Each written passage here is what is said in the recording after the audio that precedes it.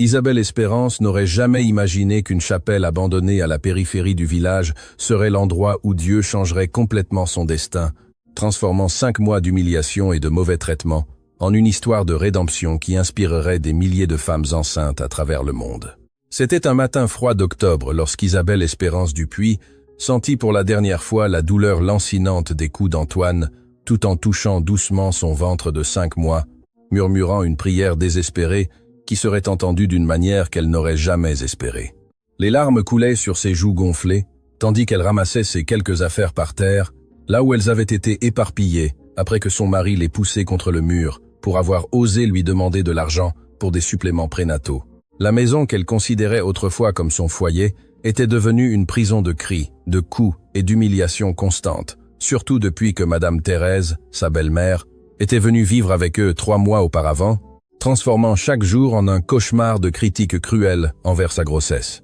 Antoine travaillait dans le bâtiment et rentrait chaque soir plus irrité que la veille, déchargeant toute sa frustration sur Isabelle, tandis que Madame Thérèse observait avec un sourire cruel, murmurant des commentaires venimeux sur la façon dont une femme inutile et stérile comme elle ne méritait pas de porter le petit-fils de la famille Mercier. Les mots coupaient plus profondément que n'importe quel coup physique, surtout lorsqu'on lui disait que sa grossesse était une malédiction, qu'elle avait apporté le malheur à la maison, que son bébé naîtrait probablement difforme et maudit par ses péchés cachés. Dites-nous dans les commentaires de quelle ville vous nous écoutez. Cliquez sur j'aime et abonnez-vous à la chaîne avant de continuer l'histoire. Isabelle Espérance avait 26 ans et rêvait depuis l'enfance d'être mère, mais elle n'aurait jamais imaginé que ce rêve deviendrait son pire cauchemar. C'était une femme de taille moyenne, aux longs cheveux châtains, qu'elle portait toujours attachés pour cacher les ecchymoses de son cou et aux yeux verts qui avaient perdu l'éclat de l'espoir après des mois de maltraitance psychologique et physique.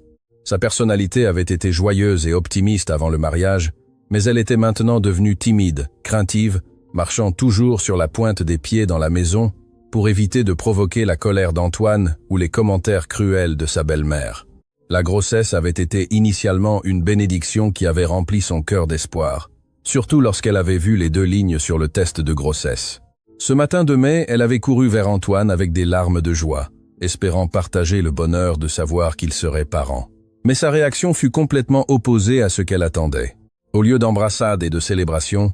elle reçut des cris et des insultes, des accusations de l'avoir trompée et de vouloir ruiner sa vie avec des responsabilités qu'il n'était pas prêt à assumer. La situation s'aggrava considérablement lorsque Madame Thérèse emménagea avec eux, soi-disant pour aider pendant la grossesse, mais en réalité, pour devenir la surveillante de chaque humiliation qu'Isabelle subissait quotidiennement. La femme de 68 ans avait élevé Antoine d'une main de fer après que son mari les ait abandonnés et voyait en Isabelle une menace pour la relation qu'elle entretenait avec son fils unique. Chaque matin commençait par des commentaires sur la façon dont Isabelle avait piégé Antoine avec la grossesse. Comment elle était une chasseuse de fortune qui ne voulait vivre que sans travailler, et comment le bébé qu'elle attendait n'était probablement même pas de son fils. Les humiliations allaient du fait de lui refuser de la nourriture à l'obliger à nettoyer toute la maison à genoux pour que le bébé s'habitue à la douleur qui l'attendait dans la vie. Madame Thérèse avait convaincu Antoine qu'Isabelle simulait les douleurs de la grossesse pour le manipuler et obtenir de l'attention, de sorte que toute plainte concernant des nausées, des maux de dos ou de la fatigue était accueillie par des coups et des cris sur le fait d'être une femme faible et menteuse. L'injustice la plus douloureuse arriva le jour où Isabelle s'évanouit au marché pour n'avoir pas mangé depuis 2 jours. Et lorsque les voisins l'emmenèrent à l'hôpital, Antoine arriva furieux, l'accusant de faire du théâtre pour l'embarrasser publiquement. Le médecin avait expliqué qu'elle et le bébé étaient sous-alimentés et avaient besoin de soins spéciaux, mais Antoine n'entendit que des excuses et des dépenses inutiles qu'il n'était pas disposé à payer. Ce matin fatidique d'octobre, après le coup qui la projeta au sol, Isabelle sentit quelque chose de différent en elle. Ce n'était pas seulement de la douleur physique ou de la tristesse, c'était une voix silencieuse, mais claire, qui lui disait qu'il était temps de quitter cette maison où elle et son bébé mourraient aux mains de ces 2 monstres qui se disaient famille. Tandis qu'elle ramassait ses vêtements déchirés et les quelques objets personnels qui lui restaient, elle entendit Madame Thérèse crier depuis la cuisine qu'elle ferait mieux d'avoir le repas prêt pour le retour d'Antoine du travail, où elle saurait ce que c'était de recevoir une vraie correction. Mais cette fois, Isabelle ne se dirigea pas vers la cuisine. Avec sa petite valise en carton à la main et ses économies secrètes de 15 € cachées dans son soutien-gorge, Elle marcha vers la porte principale, tandis qu'une étrange sensation de paix remplissait son cœur. Elle ne savait pas où elle allait, mais elle savait avec une certitude absolue que Dieu ne la laisserait pas sans abri dans les rues avec son bébé dans le ventre. C'était une foi qu'elle ne pouvait expliquer rationnellement, mais qui s'était renforcée chaque fois qu'elle sentait les petits coups de pied de son fils bouger à l'intérieur d'elle, comme s'il lui disait aussi qu'il était temps de chercher un endroit sûr où ils pourraient tous les deux vivre. Elle marcha dans les rues poussiéreuses du village pendant près de 2 heures, ressentant occasionnellement des élancements de douleur dans le bas du dos, mais décidée à s'éloigner le plus possible de la maison de la terreur. Ses pieds enflés protestaient dans ses chaussures usées, mais sa détermination était plus forte que toute gêne physique. Certains voisins la regardèrent avec curiosité en la voyant marcher avec sa valise, mais personne n'osa demander ou aider. Tous connaissaient la réputation violente d'Antoine et préféraient ne pas s'impliquer dans les affaires de couple. Ce fut pendant cette marche sans destination qu'Isabelle vit pour la première fois la chapelle abandonnée de Sainte Rita, située sur une petite colline à la périphérie du village de Fontenay. Le bâtiment en pierre et chaux avait été construit des décennies auparavant par des missionnaires, mais fut abandonné lorsque la nouvelle église fut construite au centre du village. De loin, cela ressemblait à un refuge envoyé du ciel, avec ses murs blancs décolorés par le temps et sa petite tour, qui conservait encore une croix de fer rouillée qui brillait sous le soleil de midi. Quelque chose dans son cœur lui dit de se diriger vers cet endroit, comme si une force invisible la guidait vers là. À chaque pas qu'elle faisait en montant la colline, elle sentait qu'elle s'éloignait non seulement physiquement de son ancienne vie de souffrance, mais spirituellement vers un nouveau chapitre, où elle et son bébé pourraient trouver la paix dont ils avaient tant besoin pendant ces mois de cauchemar. Isabelle Espérance avait rencontré Antoine Mercier 2 ans auparavant lors de la foire annuelle du village, alors qu'il avait 26 ans et travaillait comme chef de chantier dans une construction locale. À ce moment-là, il semblait un homme travailleur, responsable, toujours bien habillé et avec de l'argent en poche, qui la courtisait avec des fleurs et des sérénades qui faisaient soupirer toutes les jeunes filles du quartier. Elle avait 24 ans et travaillait comme caissière à l'épicerie de Monsieur Gauthier, gagnant juste assez pour aider sa tante Rose, qui l'avait élevée après la mort de ses parents dans un accident de voiture quand elle avait 12 ans. Les premiers mois de fréquentation furent comme un conte de fées qui lui fit oublier toutes les années de solitude et de tristesse qu'elle avait vécues depuis la mort de ses parents. Antoine arrivait chaque dimanche après la messe avec des chocolats et lui promettait qu'ils se marieraient bientôt pour former la belle famille qu'ils méritaient tous les deux. Il l'emmenait se promener sur la place centrale, lui achetait de nouvelles robes et la présentait fièrement comme sa future épouse à toutes ses connaissances, la faisant se sentir pour la première fois de sa vie comme la femme la plus chanceuse du monde. Cependant, il y avait des signaux d'alarme qu'Isabelle décida d'ignorer, aveuglée par l'illusion de l'amour romantique qu'elle avait rêvé pendant tant d'années de solitude. Antoine avait des explosions de colère lorsque d'autres hommes la saluaient dans la rue, l'accusant de flirter et exigeant qu'elle baisse les yeux lorsqu'ils marchaient ensemble dans le village. Elle remarqua également qu'il n'avait jamais d'argent pour les rendez-vous lorsqu'il avait bu avec ses amis la nuit précédente et qu'il trouvait toujours des excuses pour ne pas la présenter à sa mère, disant que Madame Thérèse était très exigeante avec les femmes qui approchaient son fils unique. La manipulation émotionnelle commença progressivement pendant les fiançailles, avec des commentaires apparemment innocents sur la façon dont Isabelle pourrait être plus belle si elle perdait quelques kilos ou comment elle devrait apprendre à cuisiner des plats plus savoureux si elle voulait être une bonne épouse. Chaque critique était enveloppée d'une déclaration d'amour telle que « Je te dis cela parce que je t'aime et je veux que tu sois parfaite pour moi », ce qui la confondait et la faisait penser que ses exigences étaient normales dans une relation de couple. Le contrôle s'intensifia après le mariage,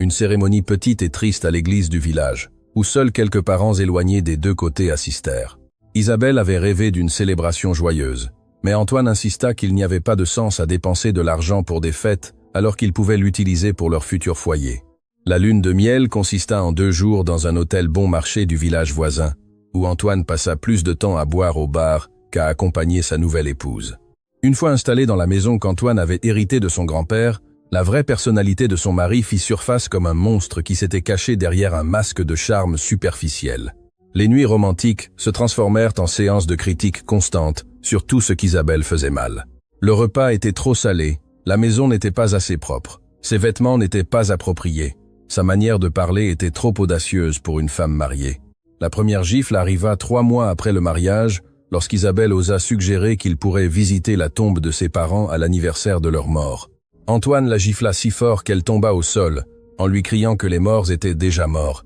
et que sa nouvelle famille était lui, pas deux fantômes qui ne pouvaient l'aider en rien. Ensuite, il pleura et lui demanda pardon, promettant que cela n'arriverait plus jamais et que c'était la faute du stress du travail. Mais Isabelle avait déjà vu le vrai visage de l'homme avec qui elle avait décidé de partager sa vie. La découverte de la grossesse arriva 10 mois après le mariage, à un moment où la relation avait atteint un point de froideur et de tension constante. Isabelle se sentait malade le matin depuis plusieurs semaines, mais attribuait les nausées au stress de vivre dans un environnement hostile où n'importe quel mot ou geste pouvait déclencher la fureur d'Antoine. Lorsqu'elle décida finalement de faire le test de grossesse, elle le fit en secret en utilisant de l'argent qu'elle avait économisé sur les courses du marché pendant plusieurs semaines. Voir ces 2 lignes roses sur le test la remplit d'une joie inexplicable, comme si tous les mois de souffrance avaient valu la peine pour arriver à ce moment magique où elle savait qu'elle aurait quelqu'un qui l'aimerait inconditionnellement. Elle s'imagina élevant un beau bébé qui remplirait la maison de rires et de joie,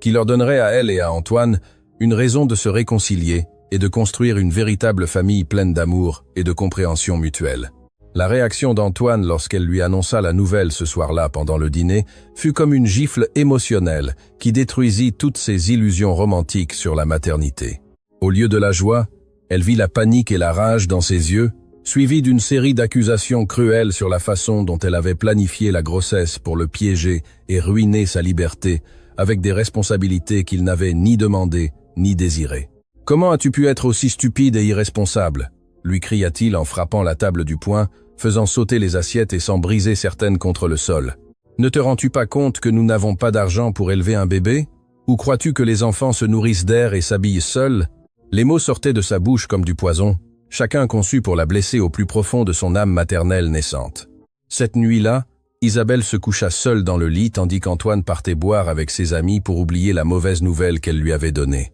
Elle se serra contre son ventre encore plat et murmura à son bébé que quoi qu'il arrive, elle l'aimerait et le protégerait de toute sa vie. Elle ne savait pas encore que cette promesse la mènerait à affronter les moments les plus sombres de son existence, mais la guiderait également vers un destin qui changerait non seulement sa vie, mais celle de nombreuses autres femmes qui souffraient en silence. Le moment de la trahison finale arriva un matin, lorsqu'Isabelle découvrit Antoine en conversation téléphonique avec une autre femme, lui parlant sur le ton affectueux qu'il avait utilisé avec elle pendant les fiançailles. Lorsqu'elle le confronta, il ne nia pas l'infidélité. Au contraire, il la blâma de l'avoir obligée à chercher de l'affection ailleurs avec son attitude amère et son corps déformé par la grossesse. Il la poussa si fort qu'elle tomba contre le mur. Et tandis qu'elle pleurait par terre, se touchant le ventre pour s'assurer que le bébé allait bien, il lui cria qu'elle ferait mieux de s'habituer à être seule, car il avait le droit d'être heureux avec une vraie femme. Sans famille pour la soutenir et sans argent propre,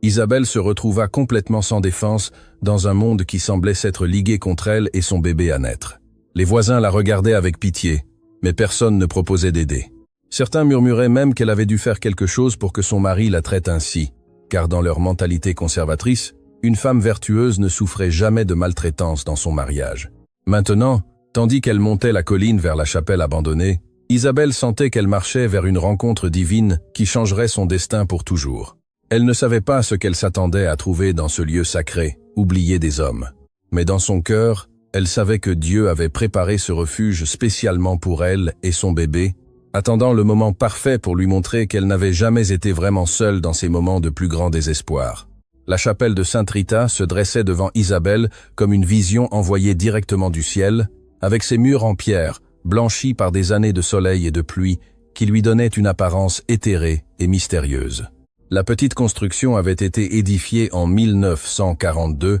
par le père Michel Dubois, un missionnaire jésuite qui avait dédié sa vie à servir les villages les plus pauvres de la région, mais qui mourut de la fièvre typhoïde à peine 5 ans après avoir achevé l'œuvre de son cœur. Depuis lors, le lieu était resté fermé au culte, bien que les anciens du village se souvenaient encore avec révérence des miracles qui se produisaient souvent pendant les messes du père Michel. En s'approchant de l'entrée principale, Isabelle remarqua que la porte en bois massif était légèrement entr'ouverte, comme si quelqu'un l'avait attendue précisément à ce moment. La charnière rouillée grinça doucement lorsqu'elle poussa la porte,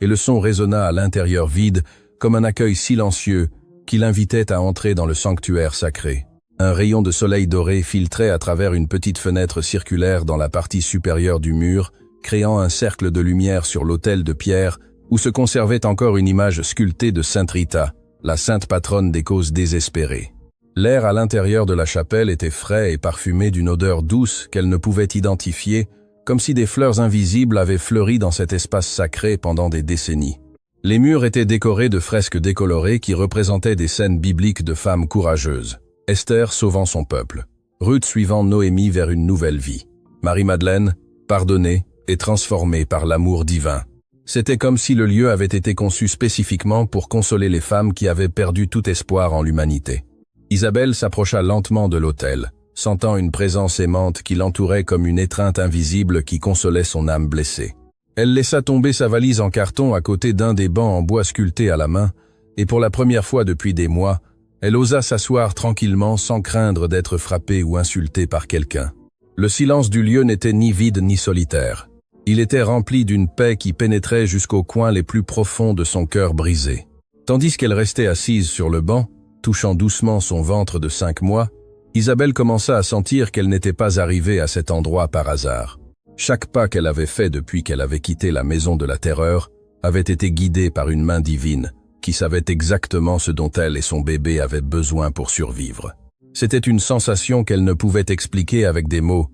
mais qui remplissait tout son être d'une certitude absolue qu'elle était exactement là où Dieu voulait qu'elle soit à ce moment de sa vie. La nécessité d'un refuge devint évidente lorsque l'obscurité commença à tomber, et qu'Isabelle réalisa qu'elle n'avait aucun autre endroit où passer la nuit. Ces 15 € ne suffisaient pas à payer ne serait-ce qu'une nuit dans l'hôtel le moins cher du village. Et retourner à la maison d'Antoine signifiait une mort certaine pour elle et son bébé. Tandis qu'elle examinait la chapelle avec des yeux pratiques, elle remarqua que l'endroit avait tout le nécessaire pour créer un foyer temporaire, des murs solides qui la protégeraient du climat, un toit en bon état, des fenêtres qui fournissaient de la lumière naturelle pendant la journée, et un sentiment de sécurité qu'elle n'avait pas expérimenté depuis des mois. Dans un coin arrière de la chapelle, elle découvrit une petite sacristie qui semblait avoir été utilisée par le père Michel pour ranger les objets liturgiques. La pièce avait une fenêtre qui donnait sur le bois de pin qui entourait la colline, offrant une vue magnifique et une ventilation naturelle qui maintenait l'air frais et pur. Isabelle décida que ce serait sa chambre, un endroit intime où elle pourrait parler à son bébé toutes les nuits sans craindre d'être écoutée par des oreilles hostiles. L'exploration minutieuse du bâtiment révéla des détails architecturaux qui témoignaient de l'amour et du dévouement que le père Michel avait mis dans chaque aspect de la construction. Les murs avaient des niches sculptées où des bougies votives avaient été placées, créant une ambiance de prière permanente qui invitait à la contemplation et à la connexion spirituelle. Le sol en briques rouges avait été poli jusqu'à obtenir un éclat qui réfléchissait la lumière des fenêtres. Et bien qu'il ait accumulé de la poussière pendant des années d'abandon, il conservait sa beauté originale. À côté de l'autel principal, Isabelle trouva une petite fontaine d'eau bénite sculptée dans la pierre qui, miraculeusement, contenait encore de l'eau cristalline qui semblait être restée fraîche et pure malgré les années d'abandon. C'était comme si le lieu avait été préservé par des mains angéliques, attendant le moment exact où une femme enceinte et désespérée aurait besoin d'un sanctuaire où se réfugier de la cruauté du monde extérieur. Les fenêtres de la chapelle étaient orientées de telle manière qu'elles captaient la lumière du lever et du coucher du soleil, remplissant l'espace intérieur de tonalités dorées, qui créaient une atmosphère céleste pendant les heures les plus belles de la journée. Isabelle s'imagina se réveillant chaque matin avec la lumière douce de l'aube, caressant son visage et dormant chaque nuit, bercée par la lumière argentée de la lune qui filtrait à travers les vitraux. À l'arrière de la chapelle, derrière l'autel, il y avait une petite porte qui menait à un jardin abandonné, où poussaient encore des herbes médicinales et des fleurs sauvages qui avaient été plantées des décennies auparavant par le père Michel. Le jardin était entouré d'un muret de pierre qui le séparait du bois, créant un espace intime et protégé où Isabelle pourrait marcher et méditer pendant les heures d'exercice recommandées pour sa grossesse. Tandis qu'elle parcourait chaque recoin de son nouveau refuge, Isabelle sentait qu'elle découvrait non seulement un lieu physique où vivre, mais un sanctuaire spirituel où elle pourrait se reconnecter avec la femme forte et courageuse qu'elle avait été avant que la maltraitance ne détruise son estime de soi. Chaque détail du lieu semblait être conçu pour guérir son âme blessée et la préparer à la maternité avec dignité et espoir. Pendant ses premières heures dans la chapelle, elle trouva plusieurs objets qui avaient été oubliés lorsque le lieu fut fermé au culte. Il y avait un vieux balai en palme qu'elle pourrait utiliser pour nettoyer quelques chandeliers en bronze, qui ajoutaient de l'élégance à l'ambiance, et une petite table en bois qui pourrait servir de surface pour manger, écrire. Elle découvrit également une collection de livres religieux dans une armoire de la sacristie,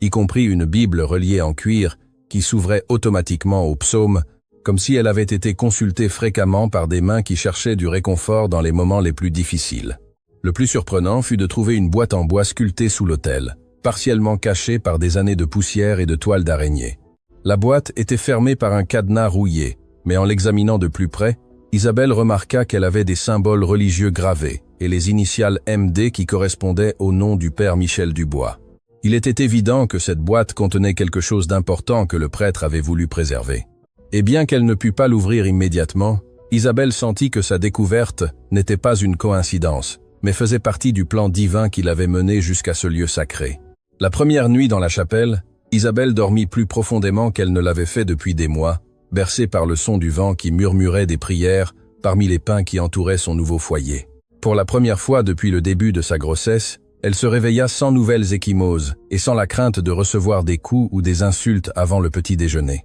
C'était le début d'une nouvelle vie, où elle et son bébé pourraient grandir en paix et en dignité. La vie dans la chapelle abandonnée commença à prendre forme avec une routine qui nourrissait à la fois le corps et l'âme d'Isabelle, qui découvrit que la solitude sacrée était infiniment préférable à la compagnie toxique qu'elle avait laissée derrière elle chez Antoine. Chaque lever de soleil l'accueillait avec des rayons dorés qui filtraient à travers la fenêtre circulaire de l'hôtel, la réveillant doucement comme une horloge céleste qui marquait le début de jour rempli de possibilités qui semblaient auparavant impossibles. Son premier acte chaque matin était de toucher son ventre et de murmurer bonjour à son bébé, établissant une connexion maternelle qui avait été interrompue par des mois de stress et de maltraitance. L'organisation de l'espace sacré devint un acte d'amour-propre et de préparation à la maternité. Isabelle nettoya soigneusement chaque recoin de la chapelle, enlevant des années de poussière et de toiles d'araignée, tout en chantant doucement les berceuses que sa mère lui chantait quand elle était enfant. La sacristie se transforma en sa chambre personnelle, où elle étendit sa couverture la plus épaisse sur le sol en briques et utilisa son manteau plié comme oreiller, créant un lit simple mais digne où elle pouvait se reposer sans crainte. L'autel principal devint le centre de sa vie spirituelle, où chaque matin et chaque soir, elle s'agenouillait pour remercier pour le refuge qu'elle avait trouvé et demander protection pour son bébé. L'image de Sainte Rita semblait lui sourire avec une compréhension paternelle, lui rappelant que les causes désespérées avaient un défenseur spécial au ciel qui n'abandonnait jamais ceux qui maintenaient la foi vivante dans les moments les plus sombres de l'existence humaine. Les défis pratiques de la grossesse dans des conditions primitives exigèrent une créativité et une détermination qu'Isabelle ne savait pas qu'elle possédait. Elle obtenait l'eau fraîche d'une petite source qu'elle découvrit à 50 mètres de la chapelle, marchant chaque matin avec une jarre en terre cuite qu'elle trouva dans la sacristie pour recueillir le liquide cristallin qui jaillissait de la terre comme un cadeau divin.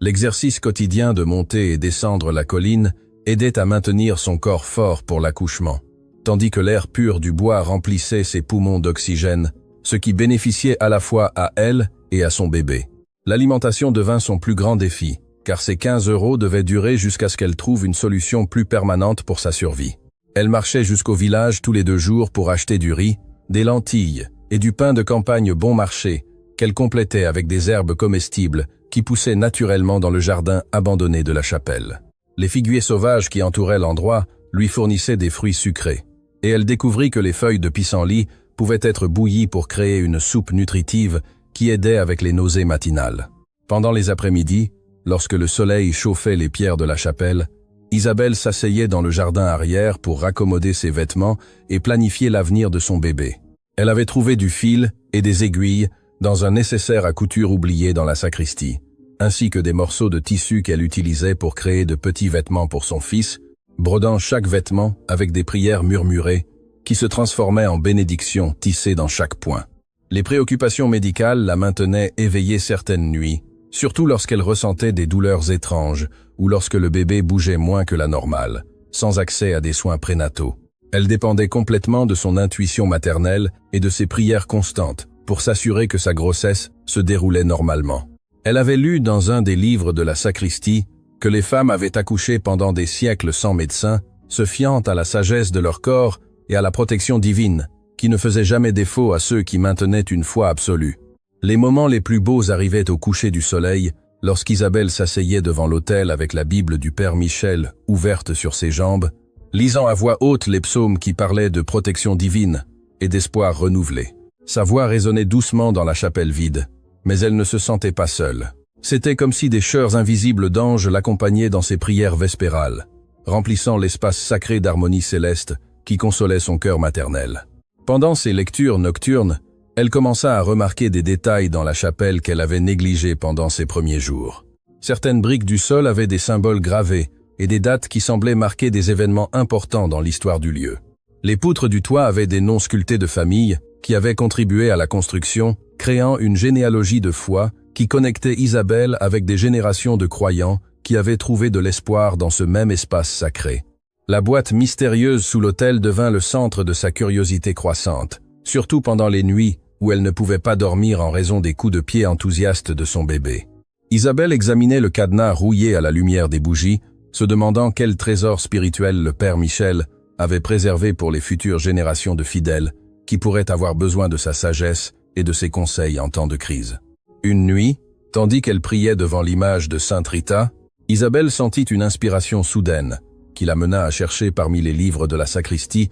jusqu'à ce qu'elle trouve une petite clé dorée cachée à l'intérieur des pages d'un ancien missel. La clé s'insérait parfaitement dans le cadenas de la boîte mystérieuse, comme si elle avait attendu pendant des décennies que la bonne personne arrive au moment précis pour découvrir les secrets qu'elle contenait. Ses mains tremblèrent tandis qu'elle ouvrait la boîte, sachant intuitivement qu'elle était sur le point de découvrir quelque chose qui changerait complètement le cours de sa vie et celle de son bébé à naître. L'intérieur de la boîte était tapissé de velours rouge qui avait parfaitement préservé les objets que le Père Michel avait jugés suffisamment importants pour les cacher et les protéger pour la postérité. Les petites découvertes quotidiennes dans la chapelle commencèrent à créer un motif qu'Isabelle ne pouvait ignorer, comme si chaque objet trouvé était un indice laissé par une main divine, pour la guider vers un destin qu'elle ne pouvait pas encore imaginer complètement. Parmi les livres de la sacristie, elle trouva un journal personnel du Père Michel, écrit avec une calligraphie élégante, qui narrait non seulement ses expériences de missionnaire,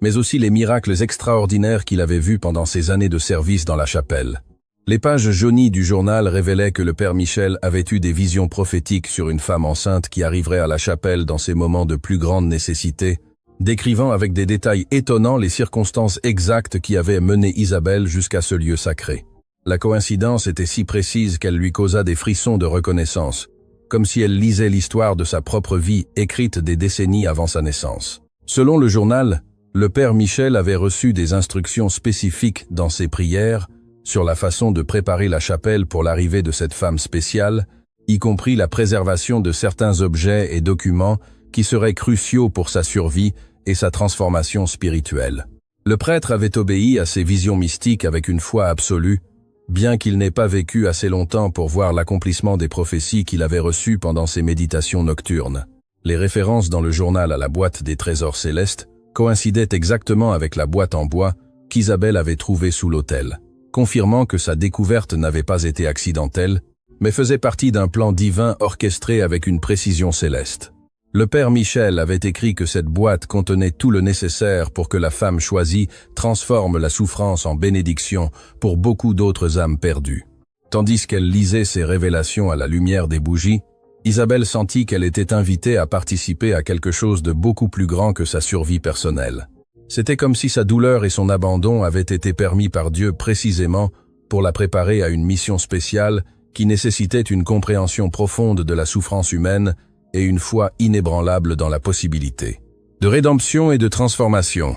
Les objets que gardait la boîte mystérieuse sous l'autel révélèrent une préparation extraordinaire que le Père Michel avait faite pour la femme qui arriverait des décennies après sa mort. Au fond de la boîte, enveloppée dans de la soie dorée, Isabelle trouva des actes notariés et des documents cadastraux qui appartenaient à des familles importantes du village, y compris des testaments, des titres de propriété et des contrats qui démontraient des connexions financières complexes entre des personnes qu'elle croyait connaître. Le document le plus percutant était une lettre scellée adressée à la femme enceinte qui trouve refuge à Sainte Rita, écrite avec la calligraphie distinctive du Père Michel, et datée d'à peine 2 semaines avant sa mort par fièvre typhoïde. La lettre expliquait que pendant ses derniers jours de vie, le prêtre avait reçu des visions spécifiques sur les événements qui mèneraient Isabelle jusqu'à la chapelle, y compris des détails sur son mariage abusif et sa fuite désespérée à la recherche de protection divine. Si cette histoire vous plaît, cliquez sur j'aime et assurez-vous d'être abonné car ce qui arrive va vous impacter encore plus.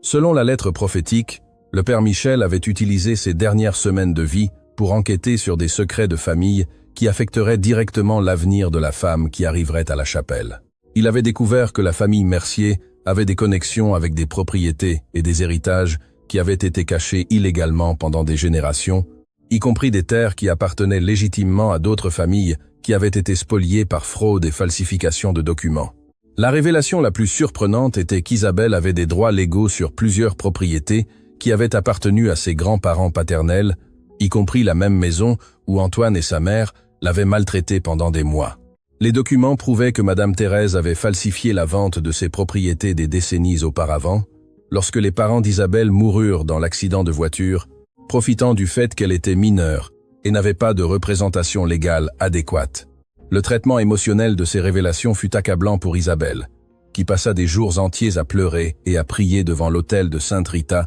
tandis qu'elle assimilait la magnitude de l'injustice qu'elle avait subie non seulement pendant son mariage, mais pendant toute sa vie, depuis la mort de ses parents. Toute sa souffrance avait été causée par des personnes qui lui avaient volé non seulement sa dignité et sa sécurité, mais aussi son patrimoine familial, qui lui aurait garanti une indépendance économique depuis l'âge de 18 ans. Cependant, avec la rage et la douleur, Isabelle sentit un espoir renouvelé grandir dans son cœur, comme le bébé dans son ventre. Les documents ne prouvaient pas seulement les injustices commises contre elle, mais lui fournissaient également les outils légaux nécessaires pour réclamer ce qui lui appartenait légitimement et construire une nouvelle vie digne pour elle et son fils. C'était comme si Dieu lui avait permis de toucher le fond pour pouvoir l'élever à des hauteurs qu'elle n'aurait jamais imaginées possibles. La première implication pratique de ces découvertes était qu'Isabelle n'avait pas besoin de continuer à vivre dans la chapelle comme une réfugiée sans ressources. Elle avait des droits légaux sur de multiples propriétés qui,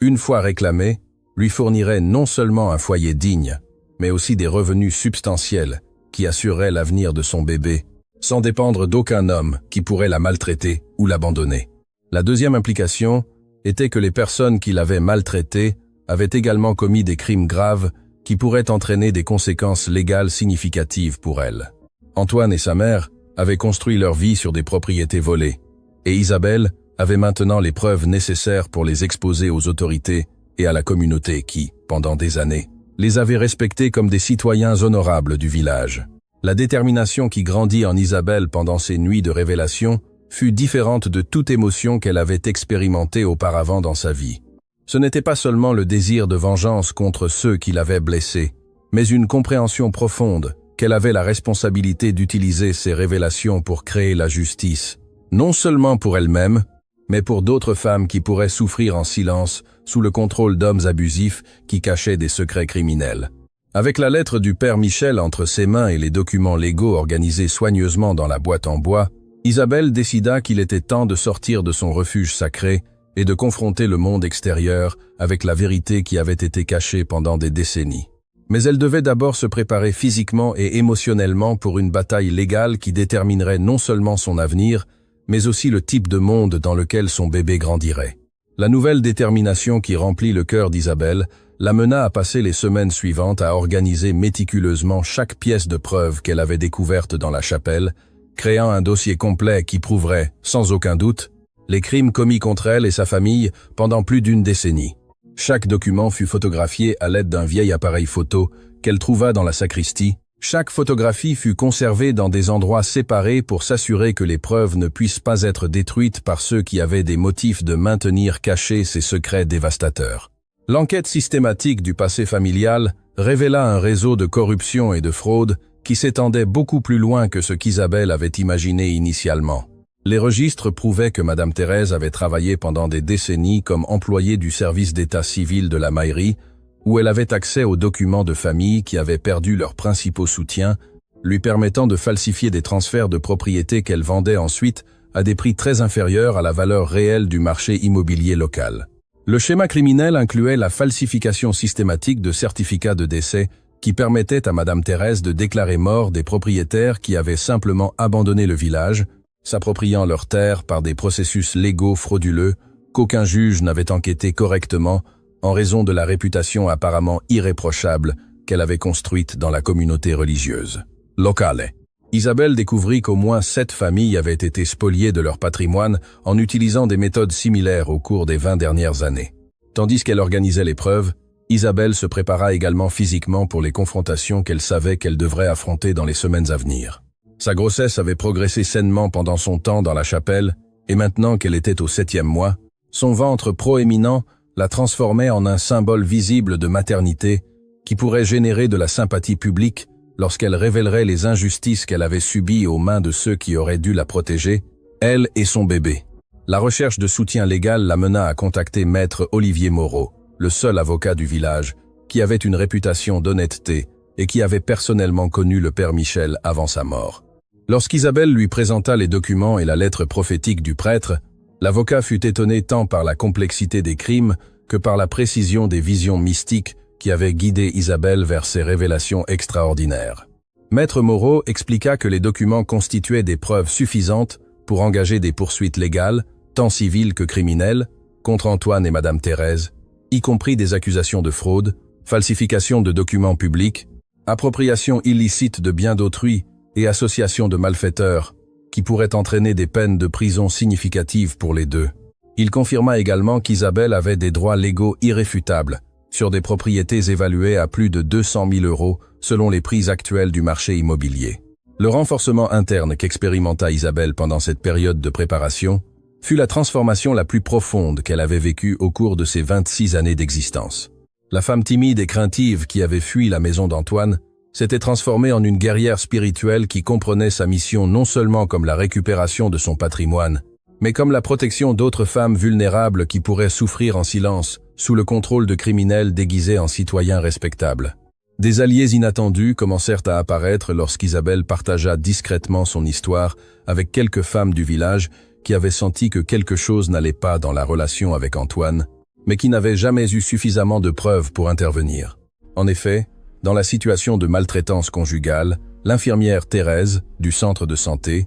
proposa de fournir des soins prénataux gratuits et de témoigner des blessures qu'elle avait observées chez Isabelle lors de ses visites sporadiques au centre médical. Madame Ruiz, qui avait perdu son mari dans des circonstances mystérieuses liées à des conflits fonciers 5 ans auparavant, reconnut le nom de Madame Thérèse dans les documents frauduleux et proposa de témoigner des incohérences qu'elle avait notées dans les papiers de la prétendue vente des propriétés de son défunt mari. Son témoignage fournirait des preuves supplémentaires du schéma criminel qui avait opéré sous la surface de la vie apparemment tranquille du village. La stratégie légale définie par Maître Moreau incluait d'abord l'assurance des propriétés par des ordonnances judiciaires qui préviendraient toute tentative de vente ou de destruction des preuves, suivie par la présentation formelle d'accusations criminelles qui obligerait les autorités à enquêter sur l'étendue complète du réseau de corruption qui avait opéré pendant des décennies sans être détecté par le système de justice locale. La date choisie pour initier le processus légal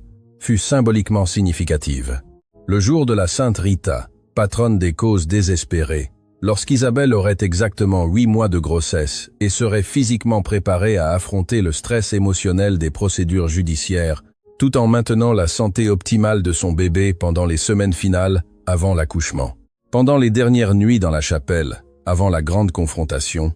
Isabelle passa des heures en prière et en méditation, remerciant le Père Michel pour sa préparation prophétique et demandant la force spirituelle pour utiliser sa douleur transformée en pouvoir, qui bénirait non seulement sa propre vie, mais les vies de nombreuses autres femmes qui avaient besoin de voir un exemple de comment la justice divine peut se manifester à travers la bravoure humaine lorsqu'elle est combinée avec une foi inébranlable dans la protection céleste. Le jour de la grande confrontation se leva avec un ciel dégagé qu'Isabelle interpréta comme une bénédiction divine sur les événements qui étaient sur le point de se dérouler. Des événements qui changeraient non seulement sa propre vie, mais aussi la structure de pouvoir qui avait permis à des criminels d'opérer impunément dans sa communauté pendant des générations entières. À 8 heures du matin, vêtue de sa meilleure robe de maternité, et emportant avec elle une copie complète de toutes les preuves organisées dans un classeur en cuir que Maître Moreau lui avait fourni, Isabelle marcha de la chapelle vers le centre du village, où aurait lieu la première audience judiciaire qui déterminerait le cours futur de son existence.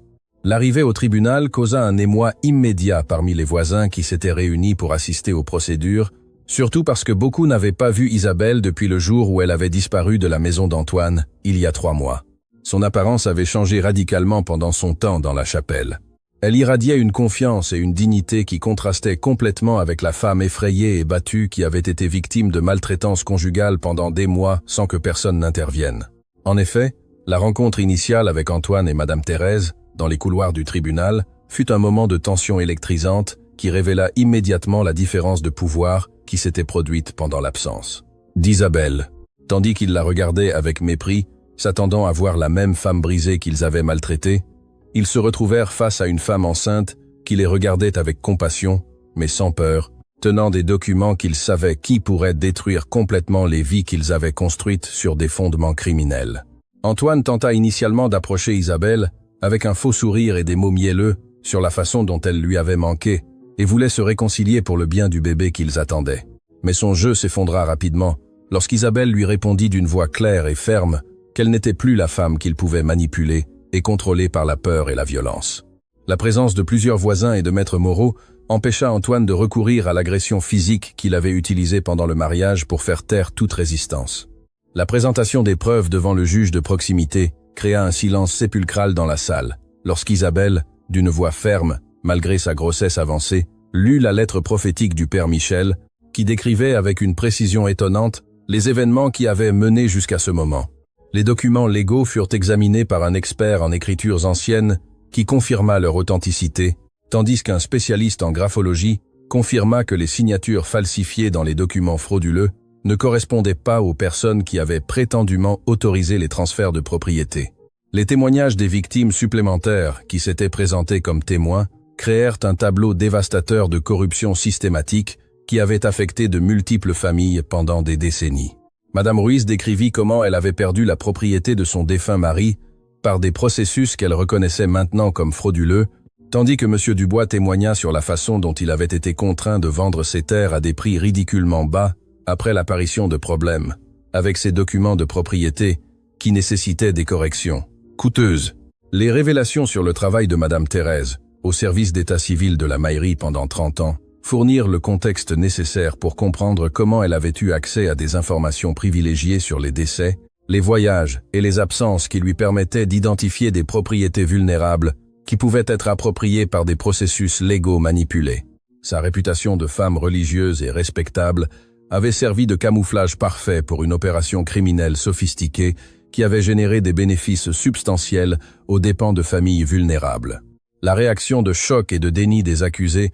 inclut des tentatives désespérées de discréditer tant les documents que les témoignages, Antoine alléguant qu'Isabelle avait inventé toute l'histoire pour se venger de lui pour sa discipline conjugale justifiée, tandis que Madame Thérèse insistait que tous les documents étaient des falsifications créées par des ennemis jaloux de son succès dans les affaires immobilières. Cependant, leurs arguments s'effondrèrent rapidement lorsque Maître Moreau présenta des preuves supplémentaires qui avaient été vérifiées par de multiples experts indépendants. L'expertise calligraphique des signatures falsifiées révéla des schémas cohérents qui indiquaient que toutes avaient été créées par la même main, et la comparaison avec des documents connus écrits par Madame Thérèse montra des similitudes qui ne pouvaient être expliquées comme des coïncidences. De plus, les relevés bancaires obtenus par ordonnance du tribunal révélèrent des dépôts substantiels sur les comptes de Madame Thérèse, qui coïncidaient temporellement avec les dates des prétendues ventes frauduleuses. La preuve médicale présentée par l'infirmière Thérèse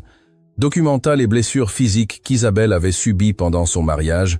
y compris des photographies d'échymoses et d'écorchures qui avaient été prises discrètement lors de ses visites au centre de santé. Son témoignage médical établit un schéma de violence conjugale croissante qui avait mis en danger tant la vie d'Isabelle que celle de son bébé, fournissant un contexte supplémentaire pour comprendre pourquoi elle avait eu besoin de fuir son foyer conjugal. Le moment culminant arriva lorsque le juge prononça les ordonnances préliminaires qui gelaient toutes les propriétés en litige et autorisaient des enquêtes criminelles formelles contre Antoine et Madame Thérèse pour de multiples chefs d'accusations qui incluaient la fraude, la falsification, l'appropriation illicite, la violence conjugale et l'association de malfaiteurs. Les ordonnances incluaient également des mesures de protection qui interdisaient tout contact entre les accusés et Isabelle, assurant sa sécurité physique pendant les étapes ultérieures du processus légal. Le changement de pouvoir fut évident lorsqu'Isabelle sortit du tribunal, entouré par des voisins qui la félicitaient pour sa bravoure, tandis qu'Antoine et Madame Thérèse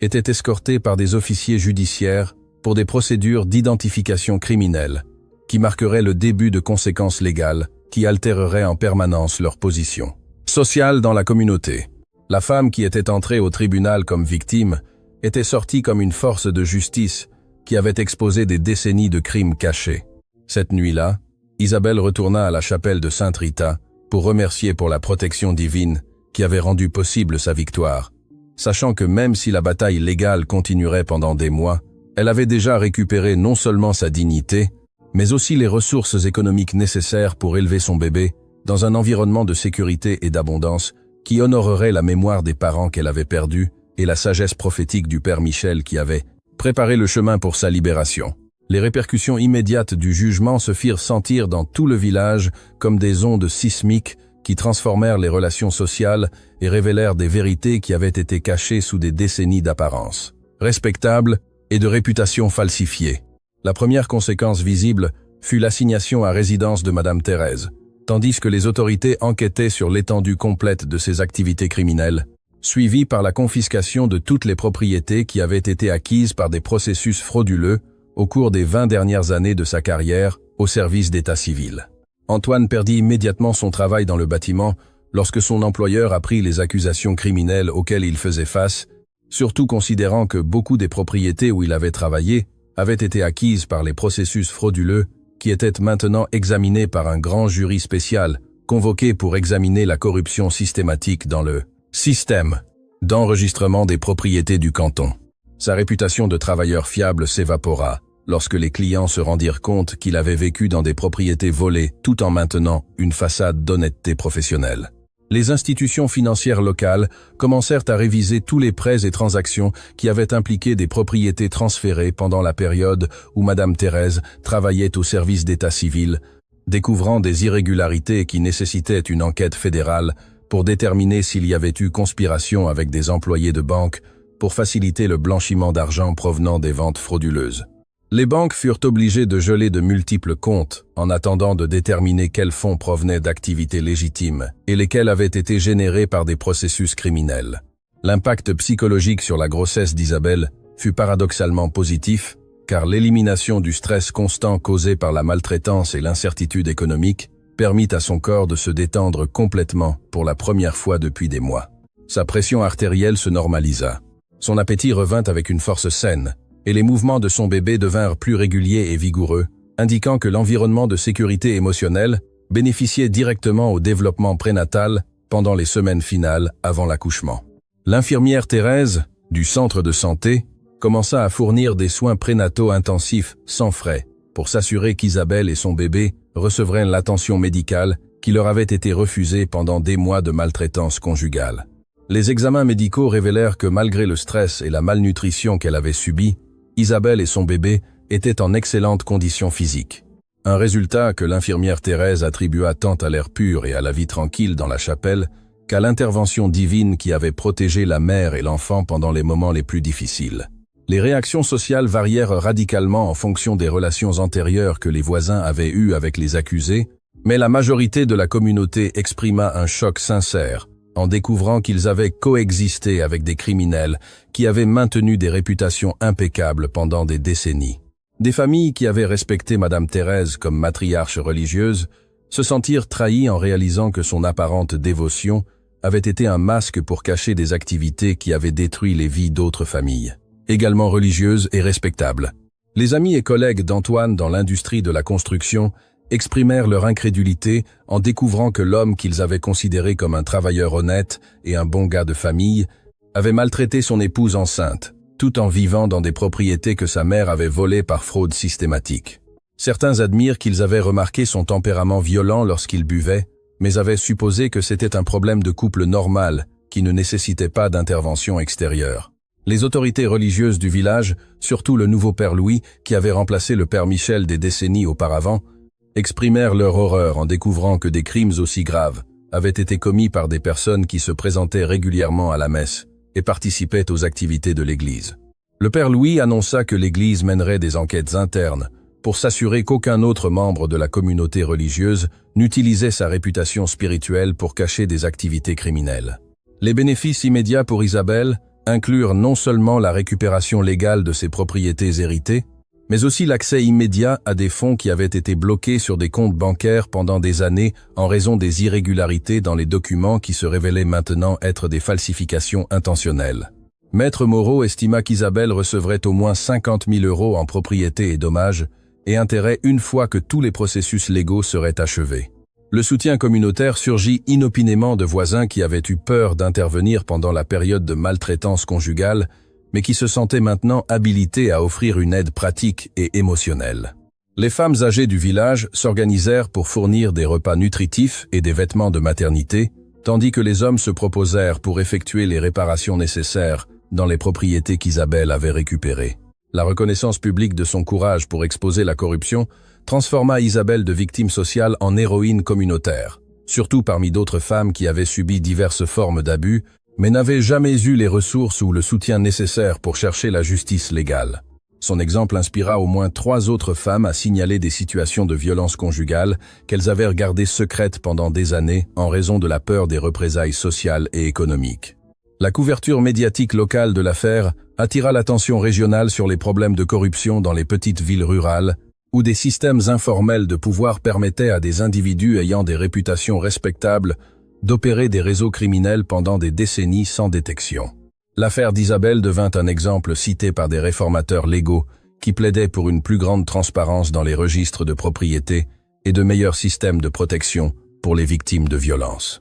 conjugales. Pendant les dernières semaines avant l'accouchement, Isabelle put finalement se concentrer complètement sur la préparation à la maternité, sans le stress constant de se demander où elle vivrait ou comment elle nourrirait son bébé. La sécurité économique et légale qu'elle avait gagnée grâce à sa bravoure lui permit de créer des plans détaillés pour l'éducation et l'élevage de son fils dans un environnement qui honorerait tant la mémoire de ses parents morts que le guide spirituel du Père Michel qui avait rendu possible sa transformation de victime en victorieuse. La nouvelle vie qui émergea des cendres de l'injustice représenta non seulement une victoire personnelle pour Isabelle, mais une transformation fondamentale dans sa compréhension de son objectif dans la vie et de sa relation avec la communauté où elle vivrait et élèverait son fils pendant les années à venir. Avec les propriétés récupérées et les processus légaux progressant favorablement, Isabelle déménagea de la chapelle de Sainte-Rita à la maison qui avait appartenu à ses grands-parents paternels, une belle structure de 2 étages, avec de vastes jardins, qui avait été maintenue en excellent état, bien qu'elle ait été occupée illégalement par des locataires que Madame Thérèse avait installés pour générer des revenus supplémentaires de la propriété volée. La maison familiale avait été construite en 1920 par le grand-père d'Isabelle, un artisan habile qui avait incorporé des détails architecturaux uniques qui reflétaient tant le style colonial traditionnel que des innovations modernes qui rendaient la structure exceptionnellement durable et confortable. La restauration de la propriété à sa propriété légale se sentit comme un retour spirituel à la maison qui connectait Isabelle à ses racines familiales et lui fournissait une base stable pour élever son bébé dans un environnement rempli d'histoires familiales positives. Le processus de réclamation de la maison inclut la découverte d'effets personnels qui avaient appartenu à ses grands-parents et parents, y compris des albums de photos, des bijoux et des meubles, qui conservaient des mémoires familiales qu'Isabelle avait supposées perdues pour toujours, après l'accident de voiture qui avait tué ses parents lorsqu'elle était adolescente. Ces trésors redécouverts fournirent des connexions tangibles à son héritage qu'elle pourrait partager avec son bébé, créant une continuité à travers des générations qui avaient été violemment interrompues par les crimes commis contre sa famille. La situation économique transformée lui permit d'engager des travailleurs spécialisés pour restaurer la maison à sa beauté originale, tout en ajoutant des commodités modernes nécessaires pour une vie familiale confortable. L'installation d'une chambre de bébé, entièrement équipée, dans la chambre à l'étage, qui avait appartenu à son père quand il était enfant, fournit une clôture symbolique au cycle de perte et de renouveau qui avait défini les dernières années de sa vie. La maternité autonomisée qu'expérimenta Isabelle pendant les semaines finales de la grossesse fut radicalement différente des mois de peur et d'incertitude qui avaient caractérisé les premières étapes de sa grossesse. Sans la menace constante de violence et avec une sécurité économique complète, elle put assister à des cours prénataux, préparer des plans détaillés d'accouchement et établir des relations avec des prestataires de santé qui respectèrent son autonomie et soutinrent ses décisions pendant la grossesse et l'accouchement. La préparation pour le bébé inclut non seulement des arrangements pratiques comme des vêtements et des meubles, mais aussi une préparation spirituelle qui honorait le rôle que la foi avait joué dans sa survie et sa transformation. Isabelle organisa que son bébé soit baptisé dans la chapelle de Sainte Rita, l'endroit où elle avait trouvé refuge et découvert la vérité qui changea son destin, créant un lien spirituel entre son fils et l'espace sacré, où son renouveau comme femme indépendante s'était produit. La perspective sur la maternité avait évolué de l'anticipation craintive d'amener un bébé dans des circonstances de pauvreté et de violence, à l'attente joyeuse d'accueillir un enfant dans une vie de stabilité, de sécurité et d'objectifs spirituels. Isabelle se prépara à être le type de mère qui protégerait férocement son fils, tout en lui enseignant également les valeurs de justice, de compassion et de résistance qu'elle avait apprises à travers ses propres luttes et victoires. Les relations familiales furent reconstruites à travers des connexions avec des parents éloignés, qui avaient été séparés depuis la mort de ses parents, mais qui émergèrent maintenant pour offrir un soutien et accueillir Isabelle, de retour dans des réseaux familiaux étendus qu'elle avait supposés ne plus exister.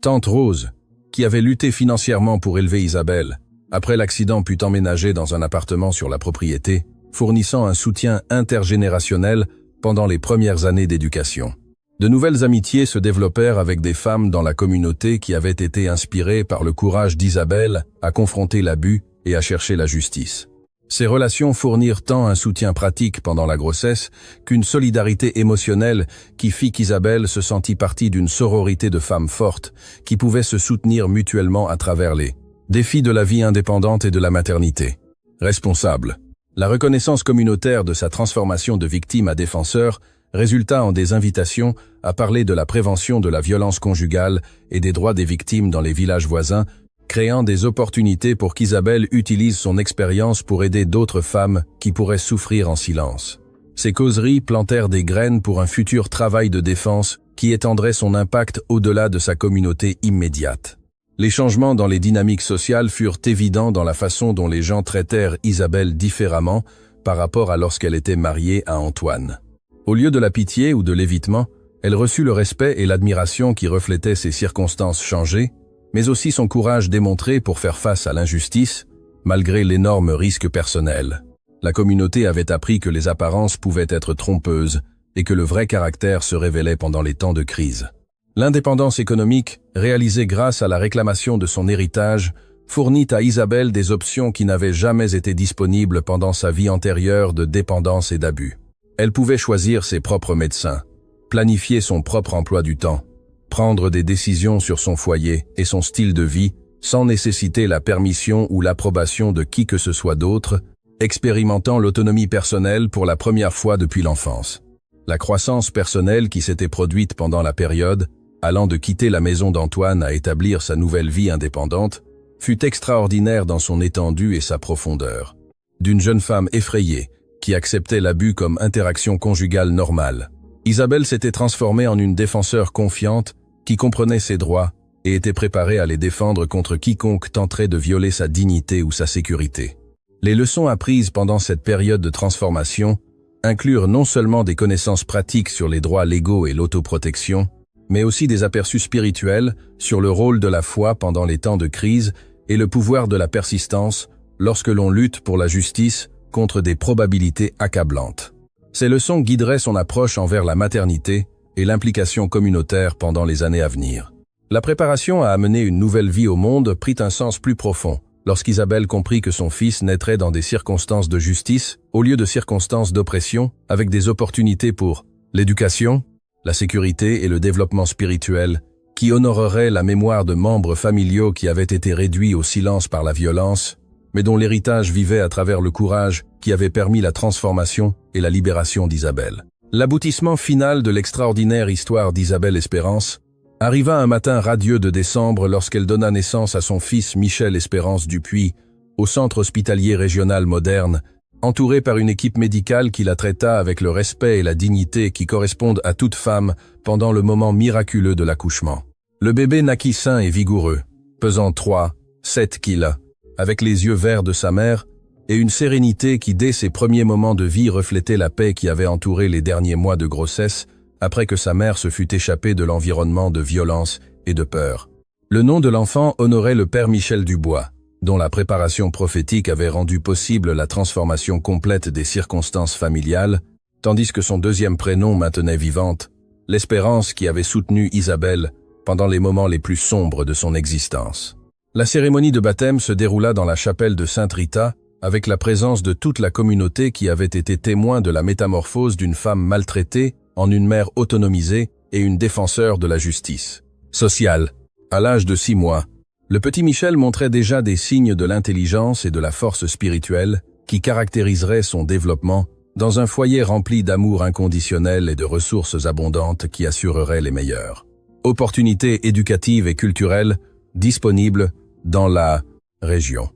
Isabelle avait établi des fonds d'éducation qui garantiraient que son fils puisse fréquenter les universités les plus prestigieuses du pays s'il le désirait. Mais plus importante encore, elle l'élevait avec des valeurs de justice et de compassion qui le prépareraient à contribuer positivement à la société, quelle que soit la carrière professionnelle qu'il choisirait à l'avenir. La situation légale finale résulta en des peines de prison significatives pour Antoine et Madame Thérèse, qui furent condamnés pour de multiples chefs d'accusation criminels qui incluaient la fraude, la falsification de documents,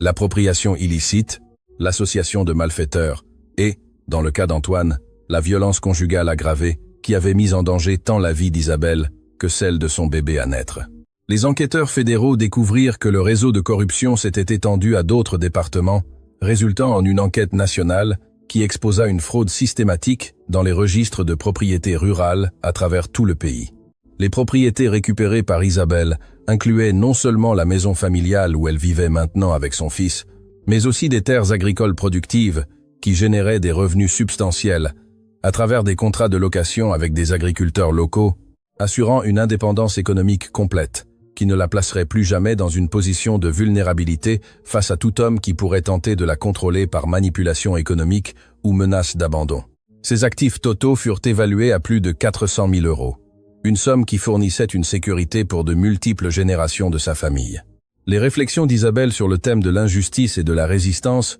furent profondément influencées par sa compréhension que sa souffrance avait été permise par Dieu précisément pour la préparer à une mission plus grande, d'aider d'autres femmes à échapper au cycle d'abus et de pauvreté qui perpétuait l'exploitation et la violence dans de nombreuses communautés rurales où les structures de pouvoir traditionnelles protégeaient les abuseurs tout en blâmant les victimes. Son histoire était devenue un exemple puissant de la façon dont la foi, le courage et l'action légale pouvaient se combiner pour créer une transformation qui s'étendait bien au-delà des circonstances individuelles. La Fondation Espérance pour les mères, qu'Isabelle établit avec une portion de ses actifs récupérés, fournissait une assistance légale, un logement temporaire et un soutien économique pour les femmes enceintes qui échappaient à la violence conjugale, assurant que d'autres femmes dans des situations similaires aient accès à des ressources qui pourraient faciliter leur évasion et leur rétablissement sans avoir à dépendre de découvertes miraculeuses dans des chapelles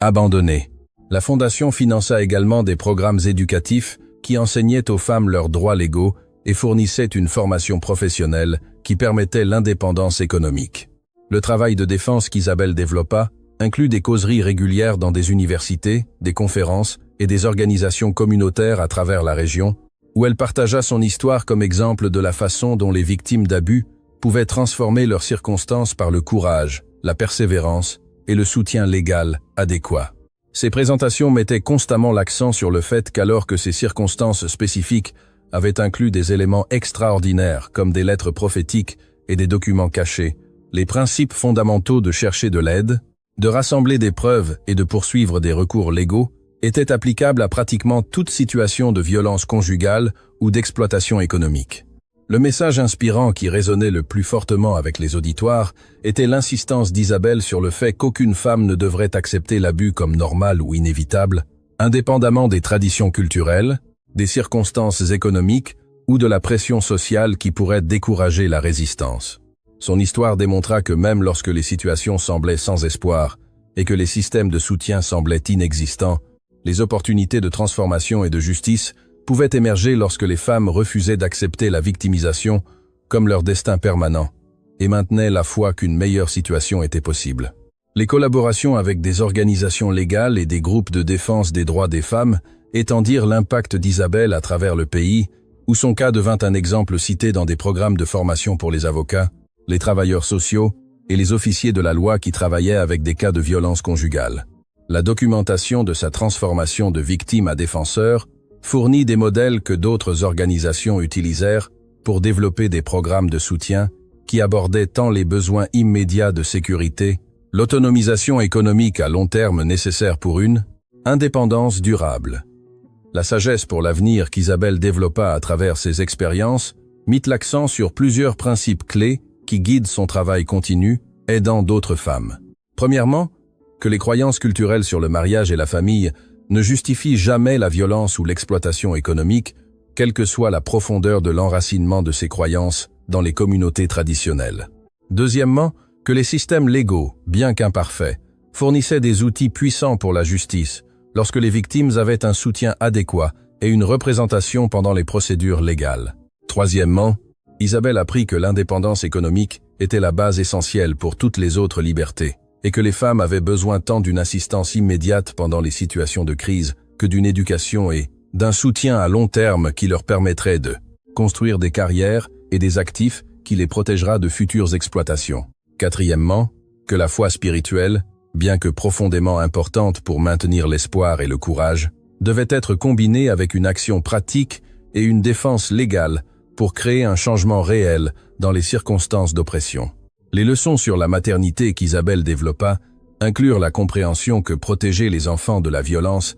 était la responsabilité fondamentale des parents, même lorsque cette protection exigeait des décisions difficiles, comme quitter des mariages ou défier des traditions familiales qui normalisaient l'abus. Son expérience démontra que les enfants bénéficient énormément lorsque les mères modèlent le courage, le respect de soi et l'engagement envers la justice, même pendant des périodes d'incertitude et de lutte. Les conseils basés sur l'expérience qu'Isabelle offre aux femmes dans des circonstances similaires soulignent que chercher de l'aide est toujours approprié, quelle que soit la confidentialité ou la culture de l'abus, caractérisée par des auteurs ou des membres de la communauté qui préfèrent éviter de confronter des réalités inconfortables sur la violence conjugale. Son histoire illustre que bien que les circonstances spécifiques de chaque femme soient uniques, les dynamiques fondamentales de l'abus et les stratégies de base pour l'évasion et le rétablissement suivent des schémas prévisibles qui peuvent être abordés à travers des ressources disponibles et des protections légales. Si cette histoire vous a touché le cœur,